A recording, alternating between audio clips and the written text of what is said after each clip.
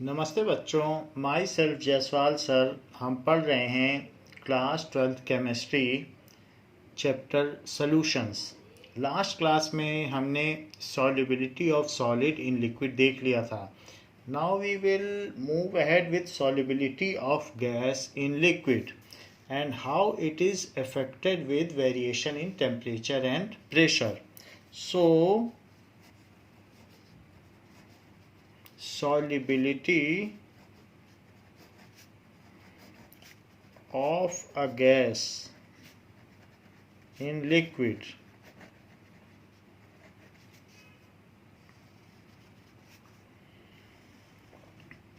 now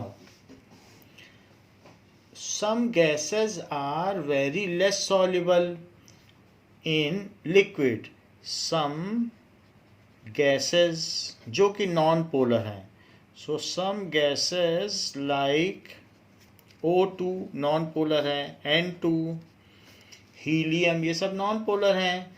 So these are H2 are very less soluble, are less soluble in water. ऐसा क्यों है? क्योंकि water polar है और ये गैस नॉन पोलर है, इसलिए ये उसमें सॉल्युबल नहीं है. So they are less soluble in water due to their non polar nature.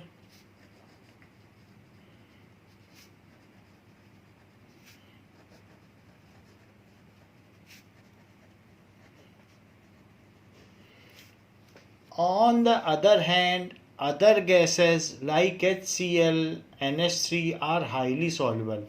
जहाँ ये 0.00028 लीटर O2 पर लीटर ऑफ वाटर में सॉल्युबल है, वहीं पर HCl 529 लीटर पर लीटर ऑफ वाटर में सॉल्युबल है. कितना ज़्यादा है, मिलियंस ऑफ टाइम्स ज़्यादा है.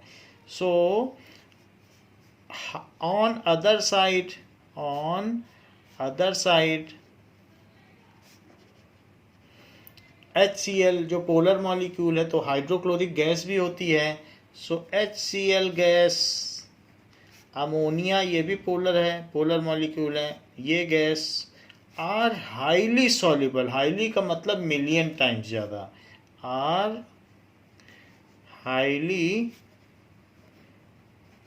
soluble in water due to their polar nature.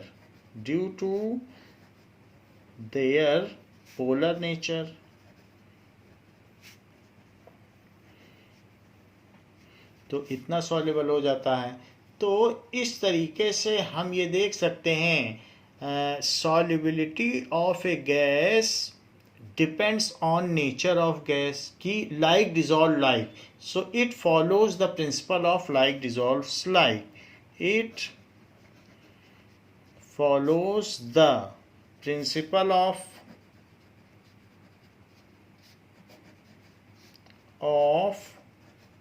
like dissolves like. ऐसा है. इसके अलावा द सॉल्युबिलिटी, वैसे तो उनके नेचर पर भी डिपेंड करती है. The solubility of gas in liquid also varies with pressure and temperature. Solubility of a gas in liquid varies with pressure and temperature, also varies with pressure and temperature.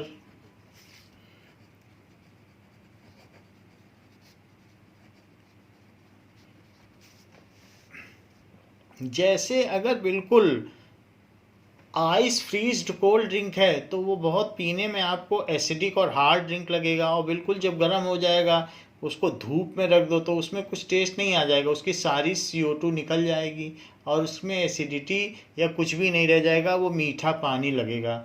तो इससे ये भी पता चलता है कि कोल्ड वाटर में gases ज़्यादा सॉल्युबल हैं, जैसे पेप्सी हुई या और कुछ भी हुआ, ड्यू हुआ, स्प्राइट हुआ, तो कोल्ड है जब तक वो, तब तक उसमें CO2 बहुत सॉल्युबल है और वो पीने में हार्ड ड्रिंक लगेगा।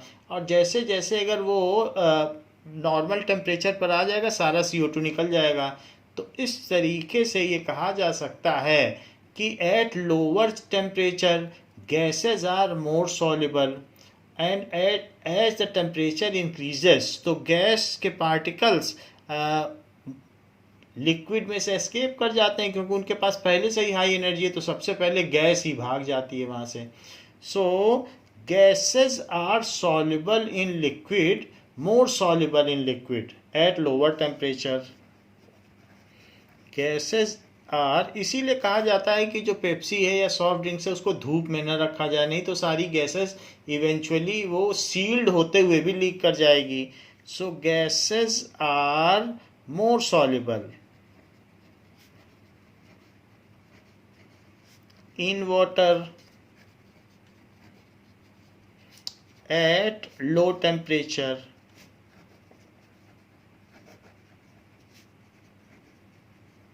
क्यों? क्योंकि जो इनका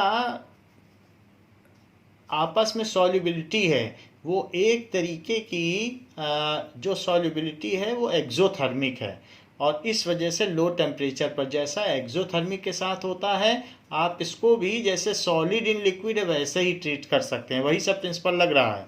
सो at low temperature they are more soluble and if temperature is increase so gases molecule escape from the liquid and solubility decreases. As temperature is increased,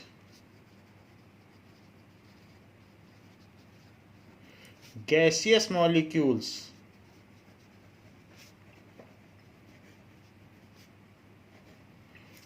escape out of the solution, escape out of solution,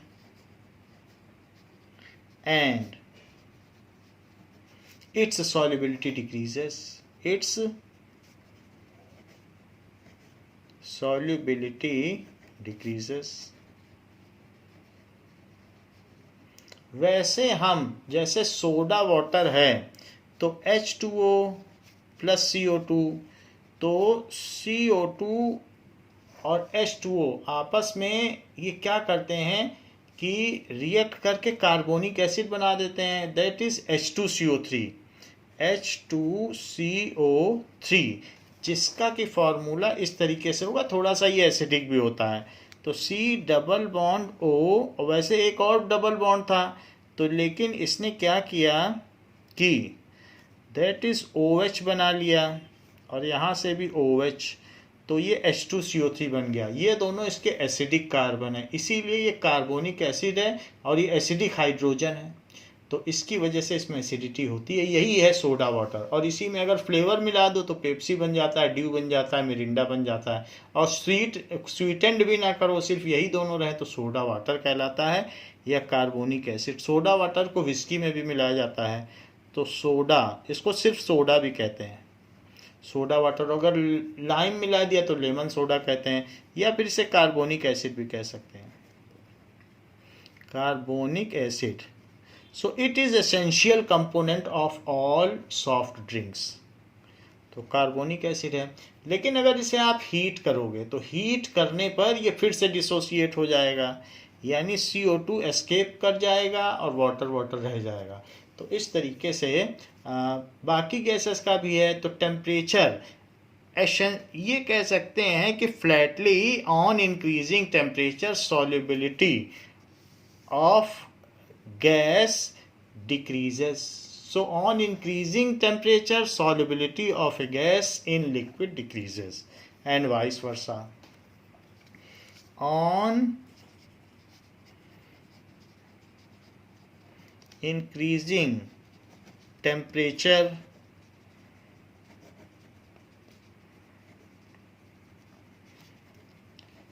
solubility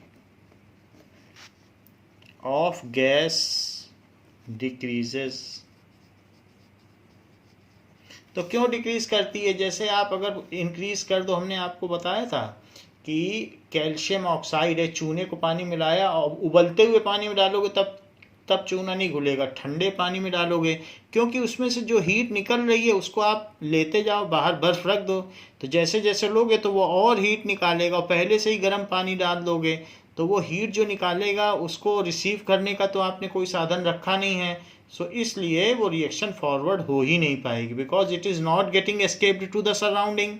hence ये जो भी चीज़ें हमने बताई है कि temperature बढ़ाने पे सॉल्युबिलिटी का कम हो जाना, ये प्रॉपर्टी एक्सोथर्मिक रिएक्शन की है, because the solubility of a gas in liquid is exothermic reaction. As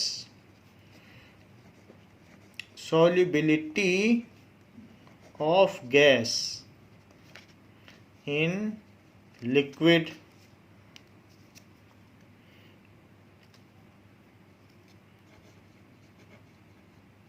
is exothermic reaction. Now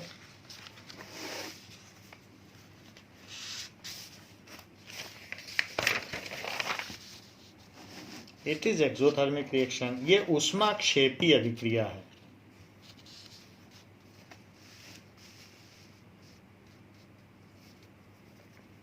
is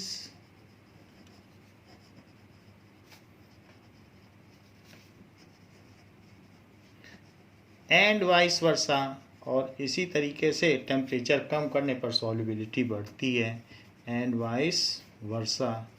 cold drink अगर ठंडी रखो, उसमें आइस डाल के रखोगे तो उसकी एसिडिटी बनी रहेगी, और अगर आपने ऐसे धूप में रख दिया तो सारी गैस उड़ जाएगी। तो इस तरीके से हमने ये तो टेम्परेचर की बात देख ली। What about pressure? So pressure के केस में देखिए, मान लीजिए कि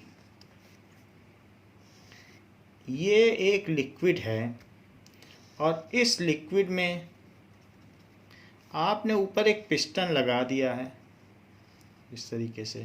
so this is a piston, और इसमें कुछ गैस है। गैस कुछ भी हो सकती है, CO2 भी हो सकती है। So any gas may be there, it may be either CO2 और तो कोई एक गैस इसमें है। आपको मालूम है जो सॉफ्ट ड्रिंक्स होती हैं वो 6 atm प्रेशर पर पैक की जाती हैं, तो प्रेशर उसमें लगाया जाता है जिससे कि वो ज़्यादा से ज़्यादा डिज़ोल्व रहें। कभी कभी आप उसे खोलेंगे तो उसमें से कुछ गैस निकलती है तो वो प्रेशर रिलीज़ कर देती है। तो अब अगर ये मान लीजिए ये गैसियस पार्टिकल्स हैं ये, तो अब ये जो गैसियस पार्टिकल्स हैं, अगर आपने प्रेशर इंक्रीज कर दिया, if you have increased pressure, तो क्या होगा? ली शैटलियर प्रिंसिपल के हिसाब से प्रेशर इंक्रीज किया तो रिलीव करने की कोशिश करेगी, तो some of gaseous particle move inside it, ये इसके अंदर चले जाएंगे। क्यों? क्योंकि if you increase pressure then, अभी ये इक्विलिब्रियम में, थोड़ी गैस इसमें डिजोल्व है तो डिसोल्यूशन भी हो रहा है और साथ में इवापोरेशन भी हो रहा है, दोनों चीज़ें हो रही हैं। लेकिन आपने तो प्रेशर बढ़ा दिया और उसके इक्विलिब्रियम को डिस्टर्ब कर दिया। So in this case the equilibrium shift in such a direction that it nullifies the external change। यदि साम्यावस्था में कोई बाहरी प्रभाव होता है तो अभिक्रिया उस दिशा में प्रशस्त होती है जहां बाहरी प्रभाव को निरस्त किया जा सके। So if we increase pressure, यहाँ दो काम एक साथ हो रहे हैं। तो जरा देखिए कि इन दिस केस इसको गैस कहा जाए and this is liquid। so और उसके ऊपर पिस्टन है। so thus dissolution and evaporation both are taking place at equal rate in equilibrium condition। कभी भी अगर आप प्रेशर न लगाते, ऐसे ही रखा रहने देते, जैसे पेप्सी की बंद बोतल है तो उसमें क्या है, जितनी गैस डिजोल्व हो रही है उतनी बाहर निकल रही है, दोनों इक्वल रेट पर हो रहे हैं और उसकी जो भी सॉल्युबिलिटी है वो बनी हुई है under 6 atm pressure. So at equilibrium condition, equilibrium तभी आएगा जब क्लोज्ड कंटेनर हो। At equilibrium condition if gas is filled over liquid, ठीक है, इफ गैस इज फिल्ड, इसके ऊपर गैस फिल कर दी गई है, ओवर लिक्विड, तो क्या होगा, rate of dissolution is equal to rate of evaporation. Rate of dissolution is equal to, दोनों काम एक साथ चलेंगे, इक्वल टू, ये डायनामिक इक्विलिब्रियम है, रेट ऑफ इवेपोरेशन, बाहर निकल गई तो इवेपोरेशन कहा जाएगा, ये दोनों होंगे। Now it is a case of dynamic equilibrium, it is a case of dynamic equilibrium at that temperature,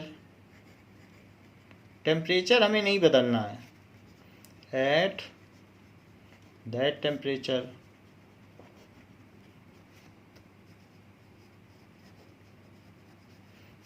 if now pressure is increased, now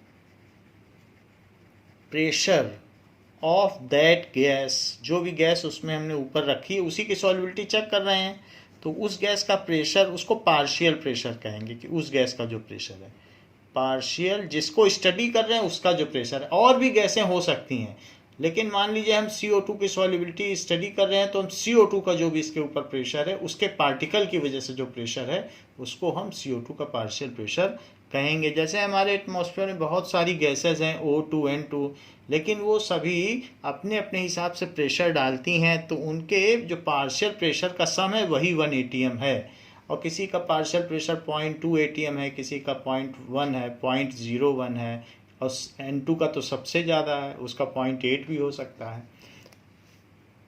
तो जो प्रेशर ऑफ दैट गैस उसको कहेंगे partial pressure. above liquid is increased, above liquid is increased, ऐसा कैसे करोगे, by lowering piston, piston को दबाओ,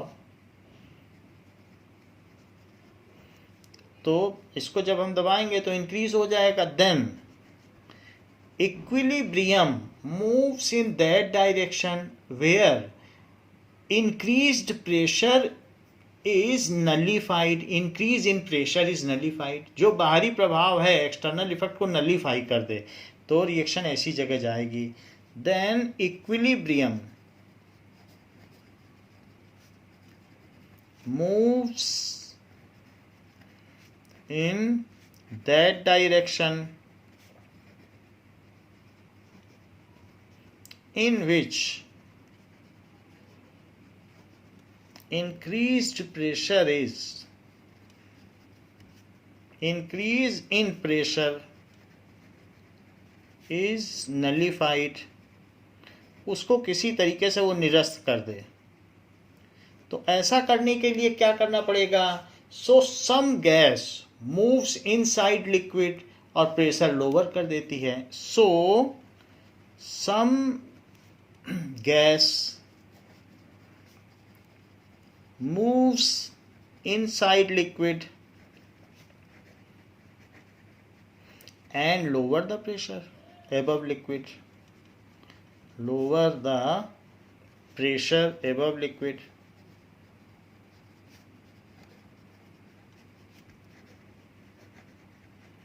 इसका मतलब है कि बाई इंक्रीजिंग प्रेशर, या जो भी इसके ऊपर पार्शियल प्रेशर है, the solubility of a gas in liquid can be increased by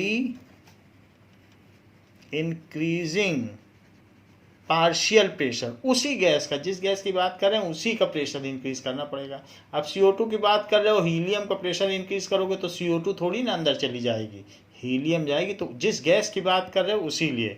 so by increasing partial pressure of a gas, partial pressure of a gas, its solubility in liquid can be increased. Liquid can be increased. So solubility of a gas is directly proportional to partial pressure of the gas above it. तो ज़्यादा solubility होगी अगर ज़्यादा partial pressure होगा। सो ये भी कहा जा सकता है कि किसी भी सॉल्यूशन में अब जो गैस है वो लिक्विड का हिस्सा बन गया है, तो इसमें लिक्विड भी है और साथ में प्लस गैस भी है, प्लस गैस दोनों चीज़ें हैं। तो अब ये जो पूरा एक सलूशन है इसमें मोल फ्रैक्शन हो सकता है गैस का, कि गैस भी तो अब इसी लिक्विड के साथ है, तो मोल फ्रैक्शन ऑफ गैस उसका कितने मोल्स हैं इसमें, इज डायरेक्टली प्रोपोर्शनल। ये किसके प्रोपोर्शनल है, to partial pressure of gas over solution. Mole fraction भी तो एक कंसंट्रेशन की ही यूनिट है कि कितनी गैस इसमें है, तो मोल फ्रैक्शन के टर्म्स में भी कह सकते हो। वैसे कई कई चीज़ें कही गई हैं, हेनरी ने कही हैं, तो वो हम आपको बता देते हैं। तो जो ये बात कही गई है, जो अभी अभी हमने कही है, ये हेनरी ने बताई है। क्या बात बताई है, बाई हेनरीज लॉ। तो Henry law states that, Henry's law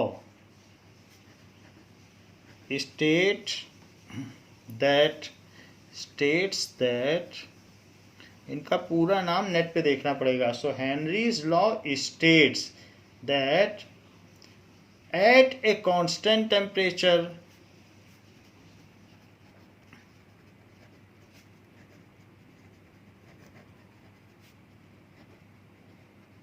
at a constant temperature the solubility of a gas in liquid, the solubility of a gas in liquid is directly proportional to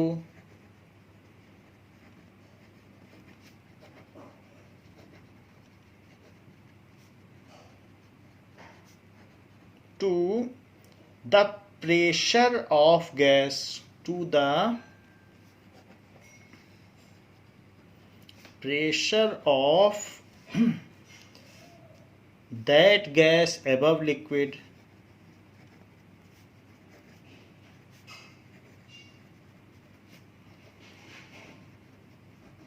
ये बात कही गई है कि जितना pressure होगा उतनी उसकी सॉल्युबिलिटी होगी। इसको आपकी बुक में बहुत अच्छे से दिखाया गया है। ये देखिए कि अगर आपने थोड़ा सा प्रेशर लगाया तो इसमें थोड़े से गैसेस पार्टिकल हैं, और अगर ज़्यादा प्रेशर लगा दिया तो अंदर इसकी कंसंट्रेशन बढ़ जाएगी। ज़्यादा दबा दिया, ये पिस्टन नीचे आ गया तो अब ज़्यादा पार्टिकल होंगे। So this is Henry's law, और इसका ग्राफ भी दिखाया गया है। मान लीजिए उसको हम आपको बता देते हैं। सो इफ प्रेशर इंक्रीज किया जाएगा तो सॉल्युबिलिटी बढ़ जाएगी। अब जरा देखें तो सॉल्युबिलिटी, किसी भी चीज़ की सॉल्युबिलिटी की कितना गैस किस में है, तो उसको मोल फ्रैक्शन से भी निकाला जा सकता है, because mole fraction is also a mode of expressing concentration. So हम मोल फ्रैक्शन से भी किसी भी चीज़ का कंसंट्रेशन निकाल सकते हैं। कितनी गैस डिसॉल्व है, चाहे तो इसकी मोलरिटी निकालो या मोल फ्रैक्शन, तो कितनी गैस है उसकी कंसंट्रेशन तो निकालनी पड़ेगी। तो उस गैस की कंसंट्रेशन को कैसे बताओगे, कितना सॉल्युबल है, तो मोल फ्रैक्शन एक मोड हो सकता है कि कितनी गैस है उसमें। तो उसको दूसरी तरीके से भी कहा गया, हेनरी लॉ को दूसरी तरीके से भी कहा जा सकता है कि mole fraction of gas in the solution, mole fraction of gas कि कितनी गैस है, कितने मोल गैस कितने लिक्विड में है, तो वो मोल फ्रैक्शन हो जाएगा the number of moles of gas per unit mole of solution. एक मोल अगर सोल्यूशन है तो उसमें कितना मोल है, कुछ ना कुछ फ्रैक्शन होगा, 0.02 या कुछ परसेंटेज होगा। So mole fraction of gas in the solution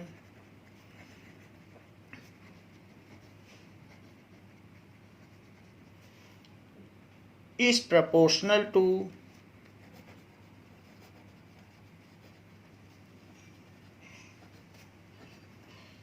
किसके प्रोपोर्शनल है, to the partial pressure of gas over the solution, to the partial pressure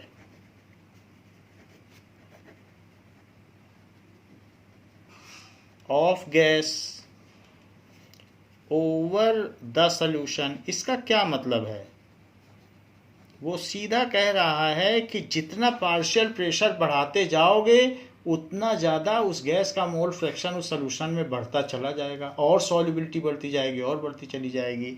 तो ये बात उसने कही कि mole fraction is directly proportional, x को मोल फ्रैक्शन कहा गया और पी को partial pressure. So if partial pressure of a gas is P and mole fraction of that gas in liquid, हो सकता है कि इसके ऊपर भी बहुत सारी गैसेज हों, तो आप ये ना कह देना कि mole fraction of gas in atmosphere या above liquid, mole fraction in liquid, क्योंकि यहाँ O2 N2 यहाँ पर भी बहुत गैसेज होंगी, यहाँ भी मोल फ्रैक्शन होगा, लेकिन हमें तो लिक्विड के अंदर सॉल्युबिलिटी चाहिए ना। तो इस सेंटेंस को प्रॉपरली स्पेसिफाई कर लेना कि if partial pressure of gas above liquid is P and mole fraction of gas inside liquid, दोनों में अंतर है। If partial pressure of gas above liquid is P and mole fraction of gas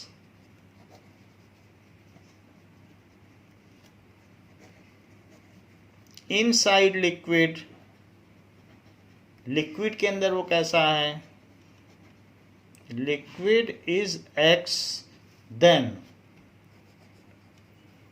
P इसके directly proportional है। So P is equals to KH(x), तो ये where KH is the proportionality constant, ज़्यादा pressure लगाओगे तो ज़्यादा उसका मोल फ्रैक्शन होगा गैस का, और इसके लिए हमने हेनरी कांस्टेंट रख दिया, वेयर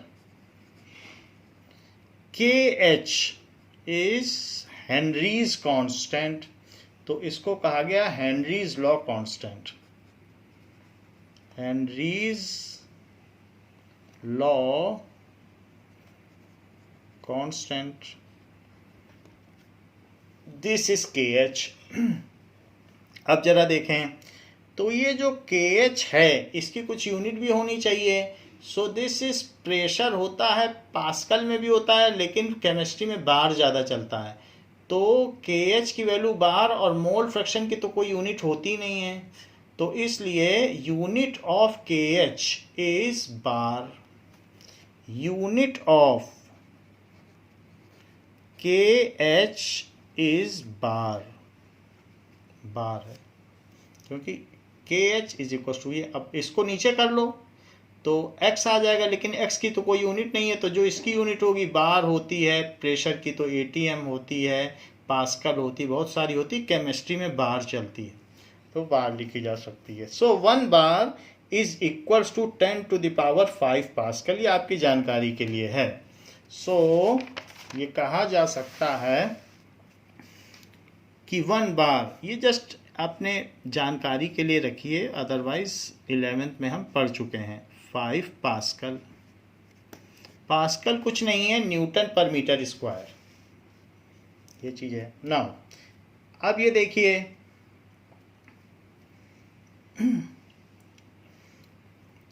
तो यहाँ पर KH क्या है, KH is equals to Henry constant है, so P/x, so it is KH क्या है यहाँ पर देखा जाए, so it is the ratio of partial pressure applied to mole fraction of the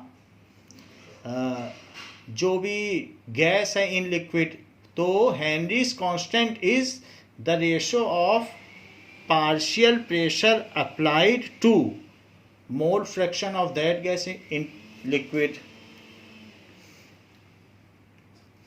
Henry's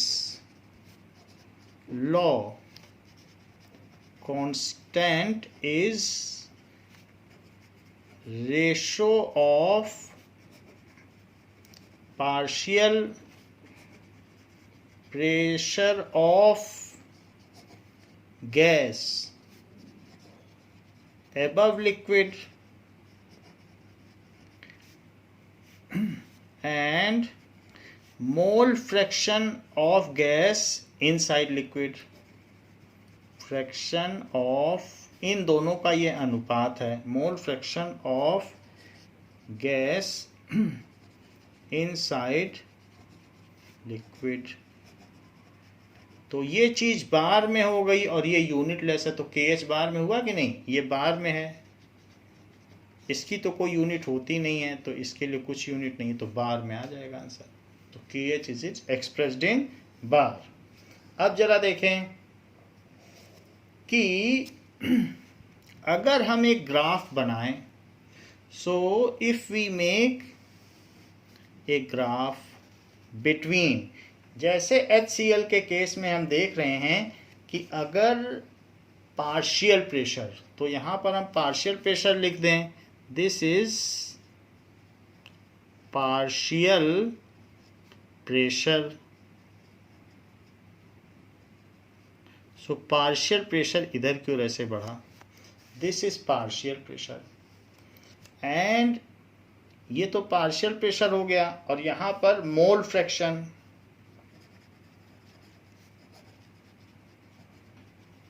जब पार्शियल प्रेशर जीरो रखोगे तो मोल फ्रैक्शन भी जीरो रहेगा, तो गैस तो सॉल्युबल नहीं बनना चाहती।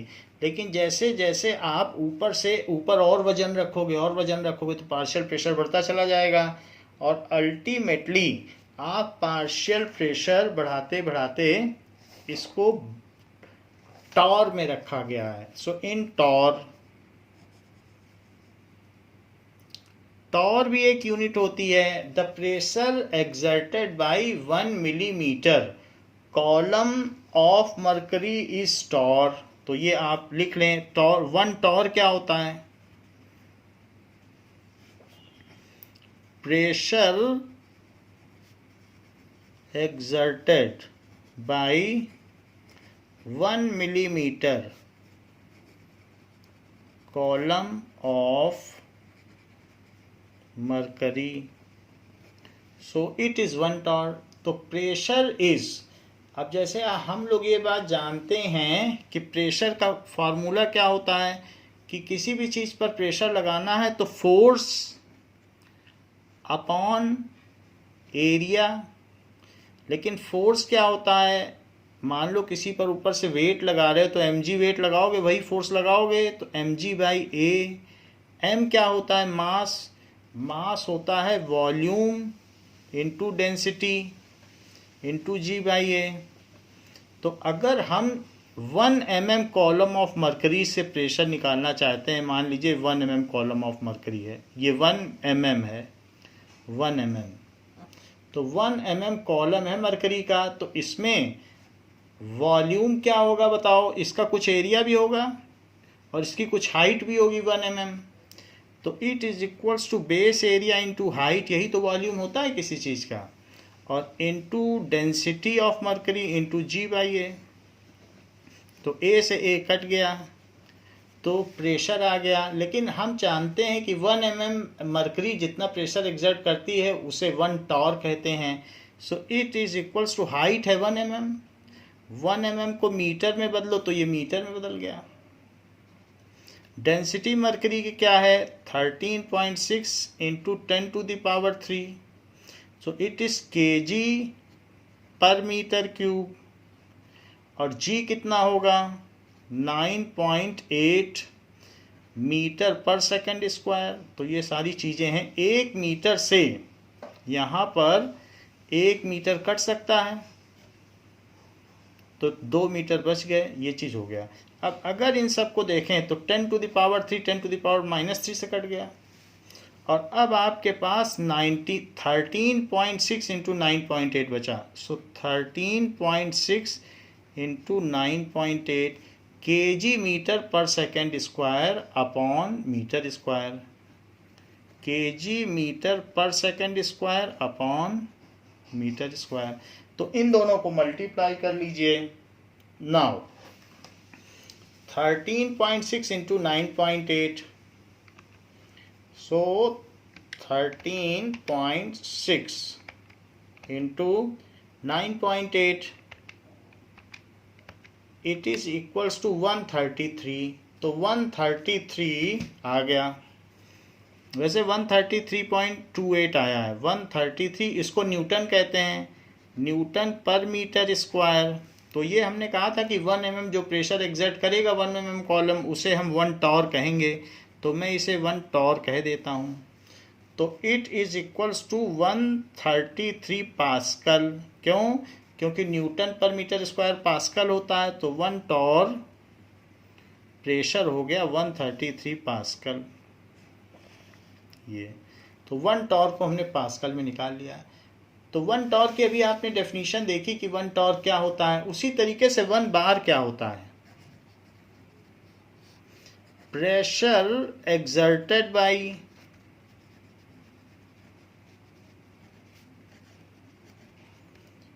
Seven 50 mm column of mercury is 1 बार। तो अब फिर से फार्मूला लगा दो, P इज इक्वल्स टू रो, या D को रो भी कहते हैं, रो GH। D है तो रो यानी डेंसिटी होती है। So pressure is equals to DGH भी लिख सकते हो, वरना कॉमनली से रो भी लिखा जाता है, रो भी डेंसिटी होती है। तो रो GH यही फार्मूला लगा रहा हूँ, D की जगह बस रो लिख रहा हूँ। तो बताओ मरकरी की कितनी डेंसिटी है? 13.6 इंटू 10⁻³ इसको लिखे 9.8, और ये कितना है? 750 mm है। mm तो नहीं चलेगा, इसको मीटर में बदलिए तो 0.7 1000 से डिवाइड करना पड़ेगा मिलीमीटर को मीटर बदलने के लिए। तो ये कर दिया। अब देखिए ये तो 10⁻³ है, इन सब का मल्टीप्लाई करो। 13.6 तो 13.6 इंटू 9.8 इंटू 0.75 यानी 0.75 इज इक्वल्स टू, तो 9996, तो 99.96। सो इसको हम 100 लिख देते हैं। 100 इंटू 10⁻³ क्योंकि G की एक्चुअल वैल्यू 9.81 होती है, अगर वो रखी जाती तो ये सही आ जाता। सो इट इज़ 10⁵, और वही चीज़ यहाँ से आ जाएगी जैसे न्यूटन पर मीटर स्क्वायर, तो पास्कल आ गया। और चूंकि हमने कॉलम लिया है इतना, इसलिए ये प्रेशर 1 बार हुआ। तो 1 bar is equal to 10⁵ pascal. अब देखिए 1 ATM क्या होता है, यानी 1 atmospheric pressure. Pressure exerted by